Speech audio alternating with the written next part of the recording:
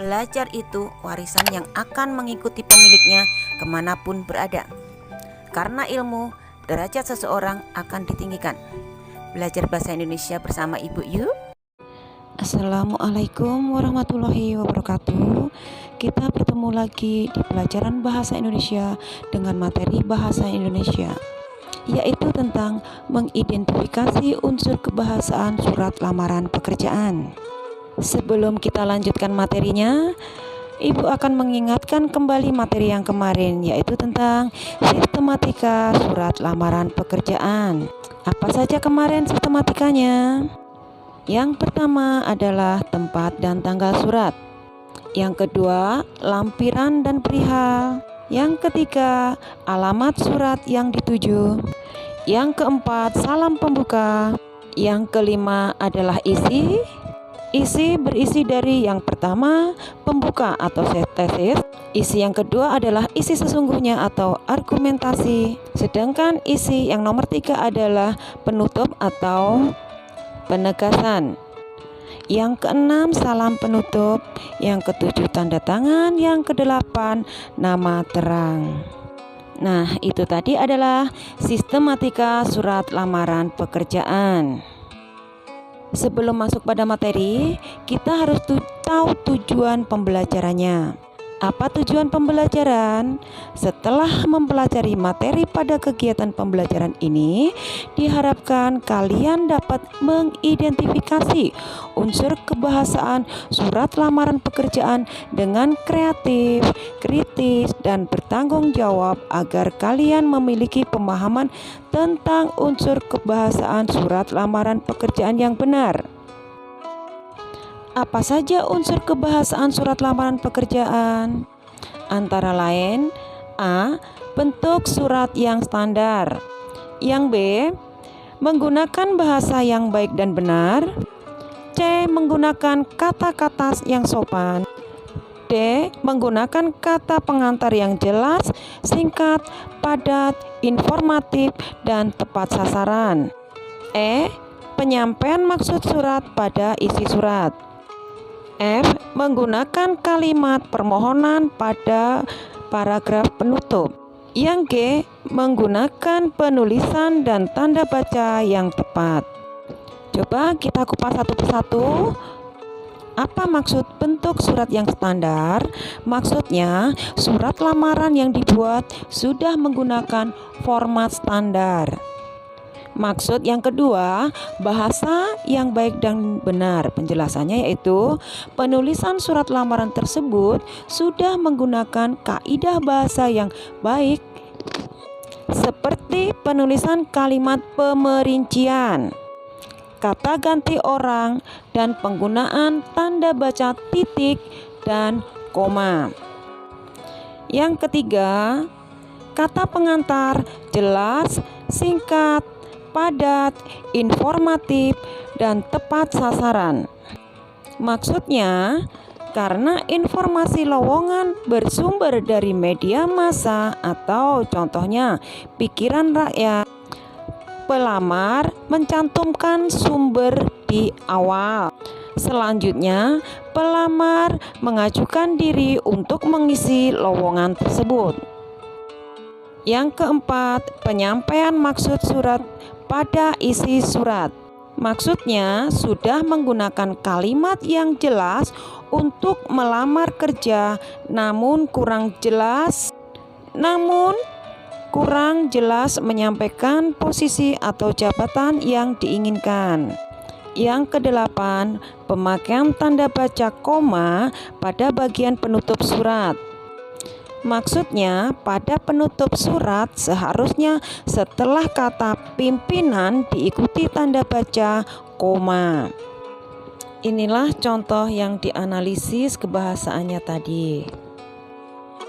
Pada dasarnya, surat lamaran pekerjaan dibedakan dari berbagai sumber yang diperoleh oleh pelamar. Contoh sumber-sumber lamaran pekerjaan. Yang pertama dari iklan.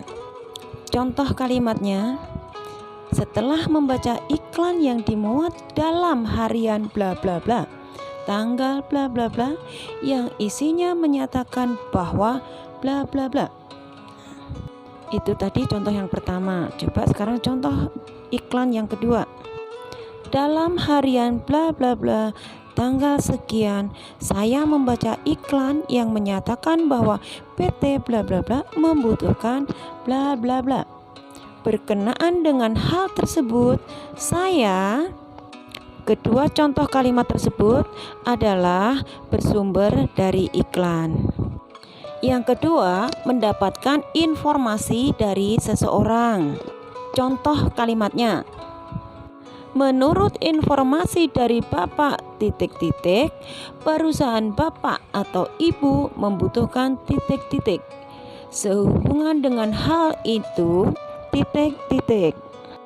Lanjutkan dengan kalimat tujuan. Sekarang yang nomor 3, yang bersumber dari pengumuman resmi dari instansi yang membutuhkan tenaga. Contoh kalimatnya.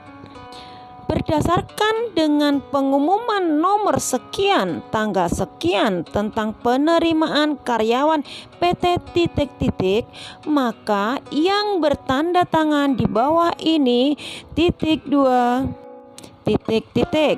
Jangan lupa titik 2-nya tidak dipisah tapi berdempetan. Sekarang contoh sumber informasi lowongan pekerjaan yang nomor 4, yaitu dari permohonan instansi pada sebuah sekolah.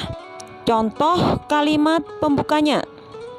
Setelah mendapat informasi dari kepala sekolah tentang permohonan kerja bla bla bla. Sekarang contoh yang kelima, yaitu inisiatif sendiri. Contoh kalimat pembukanya. Yang bertanda tangan di bawah ini, titik-titik. Dengan ini mengajukan permohonan untuk diterima sebagai karyawan pada titik-titik. Coba perhatikan sekali lagi, yang bertanda tangan di bawah ini koma, lengket dengan kalimat sebelumnya. Itu tadi contoh 5 kalimat dari berbagai sumber pembuka surat lamaran kerja. Sekarang kita lihat lagi satu persatu. Tempat dan tanggal pembuatan surat ditempatkan di pojok kanan atas tanpa titik di akhir karena bukan merupakan kalimat. Contoh, kubu tambahan 8 Agustus 2020.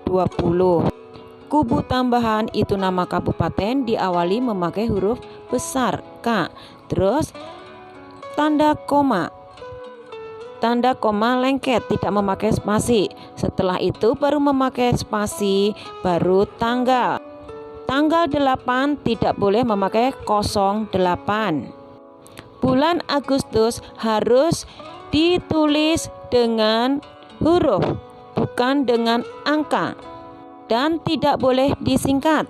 Setelah itu, tahun juga tidak bisa disingkat. 2020. Untuk lampiran dan hal, kata lampiran dan hal tidak disingkat. Angka dalam kolom lampiran ditulis dengan menggunakan huruf. Lampiran tulis lengkap 4 lembar. Hal di situ pemberitahuan. Kalau untuk surat lamaran pekerjaan, halnya permohonan kerja. Tidak diakhiri tanda titik. Sekarang alamat surat. Ketentuannya yang pertama, tidak menggunakan kata kepada.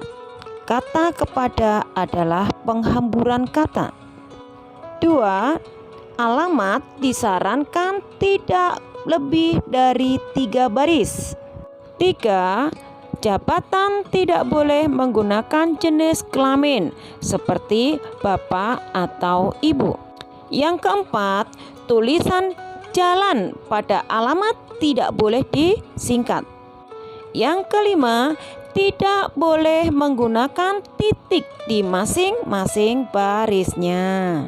Contoh, YTH atau yang terhormat titik manajer sukses mandiri. YTH Y besar T kecil H kecil titik spasi manajer sukses mandiri M besar S besar M besar. Jalan Ahmad Yani 23 Singaraja. Jalan tidak boleh disingkat J besar. Ahmad Yani A besar Y besar.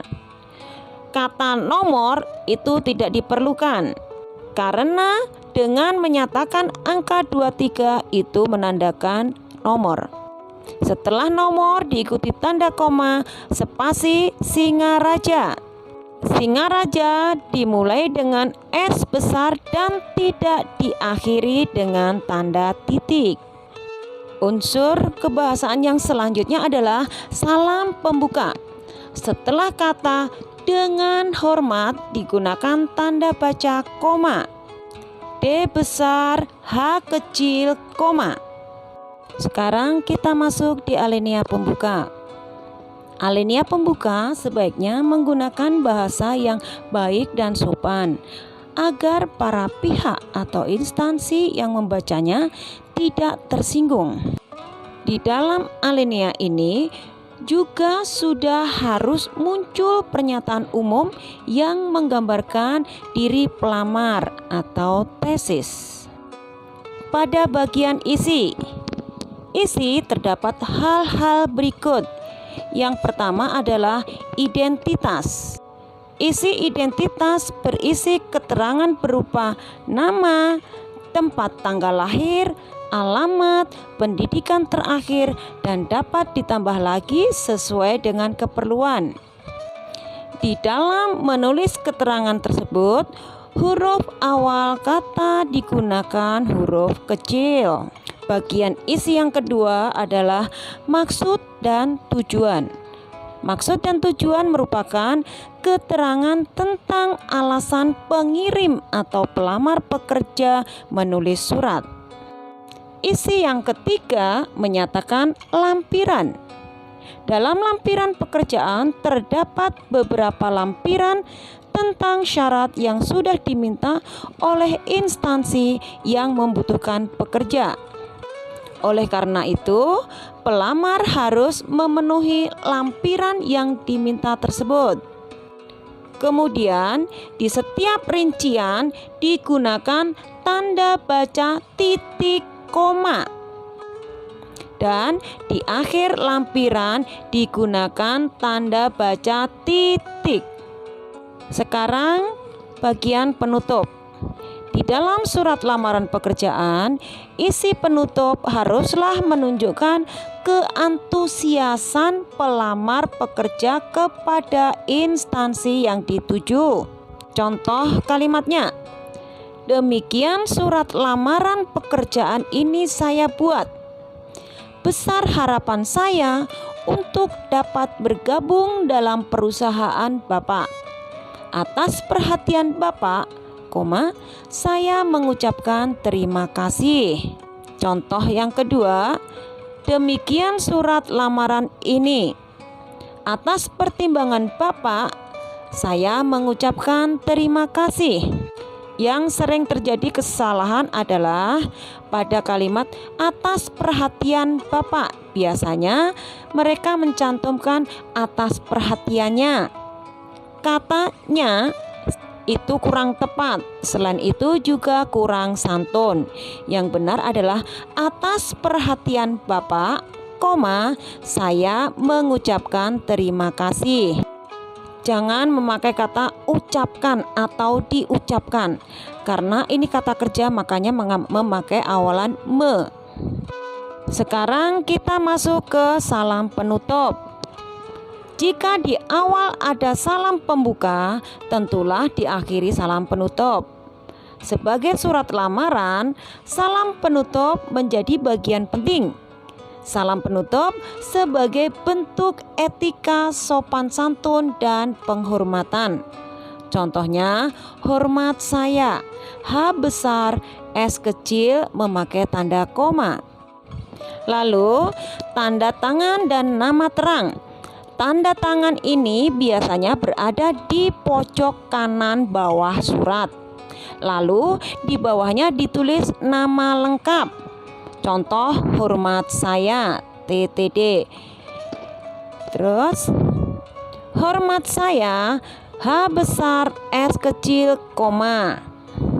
Nama terang Nitriana Savitri, N besar S besar, tidak memakai tanda titik dan tidak dipakai tanda buka kurung tutup kurung.